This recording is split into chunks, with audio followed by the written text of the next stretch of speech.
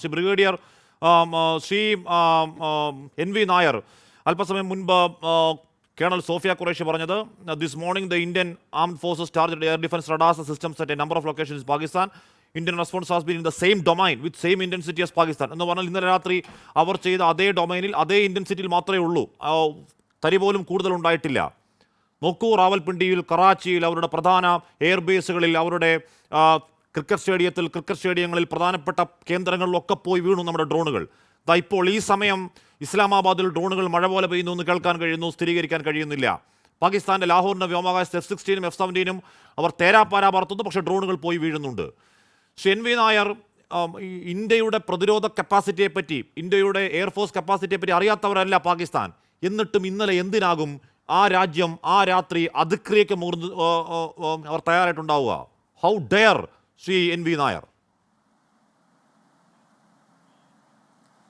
ഹാഷ്മിക്കും മറ്റെല്ലാവർക്കും എൻ്റെ ജയ് ഹിന്ദ്. ഹാഷ്മിയുടെ ചോദ്യത്തിന് എൻ്റെ ആൻസറിന് പല പാരാമീറ്റേഴ്സും ഉണ്ട്. ഇന്നലെ രാവിലെ നമ്മൾ ഒരു നല്ല അഭിമാനകരമായ വാർത്ത കേട്ടുകൊണ്ടാണ് ഉണർന്നത്. അത് ഓപ്പറേഷൻ സിന്ദൂറിൻ്റെ സക്സസ്ഫുൾ കംപ്ലീഷൻ. പഹൽഗാം കൂട്ടക്കൊലയ്ക്ക് നമ്മൾ അതിന് വേണ്ടിയിട്ട് നമുക്ക് ചെയ്യാവുന്നതിൻ്റെ മിനിമമാണ് നമ്മൾ ചെയ്തത്. നമ്മൾ ടാർഗറ്റ് ചെയ്തത് പാകിസ്ഥാനികളുടെ ഭീകര ഹെഡ് ക്വാർട്ടേഴ്സിനെയും അവരുടെ ക്യാമ്പുകളെയും മാത്രമാണ്. 9 ലൊക്കേഷനാണ് സെലക്ട് ചെയ്തത്. നമ്മുടെ ലിസ്റ്റിൽ പിന്നെയുമുണ്ട്. List number 1 ഇതിലായിരുന്നു. അതിൽ പ്രധാനപ്പെട്ടത് ബഹാവൽപൂർ. അത് ഭീകരരുടെ മെക്ക ആയ ജയ്ഷെ മുഹമ്മദിൻ്റെ ഹെഡ് ക്വാർട്ടറാണ്. അതുപോലെ തന്നെ ലഷ്കർ എ തോബയുടെ ഹെഡ് ക്വാർട്ടറായ മുനീർക്കയും നമ്മൾ ഇത് ചെയ്തു. അതിലെല്ലാം എനിക്കും അഭിമാനം തോന്നിയതാണ്. ഇതാണ് മിനിമം. ഇപ്പോൾ നമ്മുടെ പ്രധാനമന്ത്രി പറഞ്ഞതുപോലെ we had to do it എന്നാണ് പറഞ്ഞത്. അപ്പോൾ still this is not completed എന്ന് അദ്ദേഹം ഇന്നും പറഞ്ഞിട്ടുണ്ട്. ഇന്ന് രാവിലെ ഇന്നലെ മുതൽ പല ചർച്ചകളും നടന്നുകൊണ്ടിരിക്കുമ്പോൾ ഇന്ന് രാവിലെയാണെന്ന് തോന്നുന്നു ഈ ലാഹോറിലുണ്ടായ ഈ എക്സ്പ്ലോഷനൊക്കെ പറ്റി നമ്മൾ മനസ്സിലാക്കിയത്. അതെന്താണെന്ന് ഡിഫൻസ് മിനിസ്ട്രിയുടെ സ്റ്റേറ്റ്മെൻറ്റ് വരുന്നത് വളരെ വൈകിയാണ്. ഉച്ച കഴിഞ്ഞിട്ടാണ് എന്താണ് ശരിക്കും ഉണ്ടായതെന്നതിൻ്റെ ഒരു നേർചിത്രം നമ്മുടെ ഇന്ത്യക്കാർക്ക് കിട്ടുന്നത്. അതിൽ നമുക്ക് മനസ്സിലായത്, നമ്മൾ ഡിസ്കസ് ചെയ്തുകൊണ്ടിരുന്നത് ഈ ഓപ്പറേഷൻ സിന്ദൂറിൻ്റെ റെസ്പോൺസായിട്ട് പാകിസ്ഥാനിൽ നിന്ന് എന്ത് പ്രതീക്ഷിക്കാമെന്നാണ്. നമ്മൾ അവരുടെ ടെററിസ്റ്റ് സെൻറ്റേഴ്സിനാണ് അറ്റാക്ക് ചെയ്തതെങ്കിൽ നമ്മുടെ ഇവിടെ ടെററിസ്റ്റുകൾ ട്രെയിനിങ് സെൻറ്ററുകളോ ഒന്നും ഇല്ലാത്തത് കൊണ്ട് അവർക്ക് മിലിറ്ററി ടാർഗറ്റോ അല്ലെങ്കിൽ നമ്മുടെ പബ്ലിക്കിനെയോ ടാർഗറ്റ് ചെയ്യേണ്ടി വന്നു. അവരുടെ ഭയങ്കര വലിയ ഒരു ടാർഗറ്റ് ഒബ്ജക്റ്റീവാണ് അവർ ആലോചിച്ചത്. അവർ നമ്മുടെ ഈ 15 ലൊക്കേഷൻസ്, അതിൽ കൂടുതലും എനിക്ക് തോന്നുന്നത് ഇതൊരു 71 വാറിലെ റിപ്പീറ്റ് പോലെയാണ് ഞാൻ മനസ്സിലാക്കുന്നത്. ഇതിൽ ആ 15 ലൊക്കേഷൻസിലും അത് പോപ്പുലേഷൻ സെൻറ്ററുകളിൽ ചിലത് അല്ല.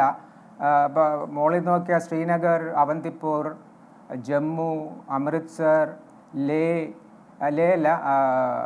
ഉത്തർലായ്, ഭുജ്, ഇതൊക്കെയെന്ന് വെച്ചാൽ ഒരു വളരെ ക്രിട്ടിക്കൽ എയർഫീൽഡ് ഉള്ള സ്ഥലങ്ങളാണ്.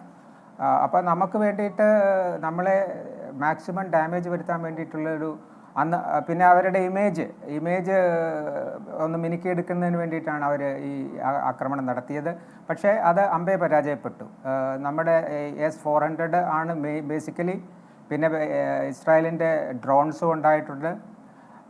അതിൻ്റെ ശക്തിയെപ്പറ്റി നമ്മൾ മനസ്സിലാക്കി. അതുകൊണ്ട് മാത്രമല്ല, not only the equipment but the personnel behind the equipment, അത് നമ്മുടെ എയർഫോഴ്സും നമ്മുടെ ആർമി ഫോഴ്സസുമാണ് അതിൻ്റെ പിന്നിലുള്ളത്. അവർക്കാണ് അതിൻ്റെ ക്രെഡിറ്റ് പോകേണ്ടത്. പിന്നെ ഇതിന് ഓക്കെ കൊടുത്ത ഗവൺമെൻറ്റിനുമാണ് അത് പോകേണ്ടത്. അപ്പോൾ അവർക്ക് ഇങ്ങോട്ട് ഒന്നും ചെയ്യാൻ പറ്റിയില്ല. നമ്മൾ ഈ വാർത്തകൾ കേൾക്കുന്നതനുസരിച്ച് ലാഹോറിൻ്റെ എയർ ഡിഫൻസ് സിസ്റ്റം കംപ്ലീറ്റ്ലി പോയിരിക്കുകയാണ്. ഇപ്പോൾ if India wanted to strike Lahore, we could have done that. അത് പക്ഷേ നമ്മളത് പോയില്ല. അതാണ് നമ്മൾ മെഷേർഡ് റെസ്പോൺസാണ് ആദ്യം ചെയ്തത്. അതുപോലെ തന്നെ ഇപ്പോൾ അപ്രോപ്രിയേറ്റ് ഈക്വൽ റെസ്പോൺസ് പോലെയാണ് നമ്മൾ ചെയ്തത്. ഒന്നും കടന്ന ഒരു ലെവലിലേക്ക് പോകുന്നില്ല. പക്ഷേ ഈ എസ്കലേഷൻ ലാഡറിൽ നമ്മൾ കയറുമ്പോൾ അവർ X ആണ് ചെയ്തതെങ്കിൽ X+2 എങ്കിലും ചെയ്തുകൊണ്ടാണ് നമ്മൾ പോകുന്നത്. അത് എസ്കലേഷൻ ലാഡറിൽ നമ്മുടെ ആ ഒരു മുൻതൂക്കം എപ്പോഴും നമ്മൾ നിർത്തും. അതിനുള്ള കഴിവ് നമുക്കുണ്ട് എന്ന് നമ്മൾ കാണിച്ചു കൊടുത്തിട്ടുണ്ട്. Back to you. അതെ, അതേ ഡൊമൈനിൽ അതേ ഡൊമൈനിൽ അതേ ഇൻറ്റൻസിറ്റിയിൽ അവിടുന്ന് എത്ര കേന്ദ്രങ്ങൾ ലക്ഷ്യം വെച്ചോ അതിൽ നിന്ന് 2 3 കൂടുതൽ കേന്ദ്രങ്ങൾ നമ്മൾ ലക്ഷ്യം വെക്കും. അതിന് കാരണം എന്താണ്? അവർക്ക് മുകളിൽ ആധിപത്യം നമുക്കുണ്ടെന്ന് സ്ഥാപിക്കാനാണത്. എന്ന് മാത്രമല്ല, അവിടുന്ന് ഇങ്ങോട്ടേക്ക് വിട്ട ഈ പറയുന്ന എന്താണ് പൂത്തിരി പോലെയുള്ള ഉള്ള ഡ്രോണുകൾ, മിസൈലുകളൊക്കെ ആകാശം കടക്ക് മുന്നേ ഇല്ലാതാക്കിയത് അവരുടെ കഴിവുകേട്. നമ്മുടെ സംവിധാനങ്ങൾ അവരുടെ ടാർഗറ്റിൽ പോയി ഹിറ്റ് ചെയ്ത് നമ്മുടെ സാമർത്ഥ്യം, നമ്മുടെ കഴിവ്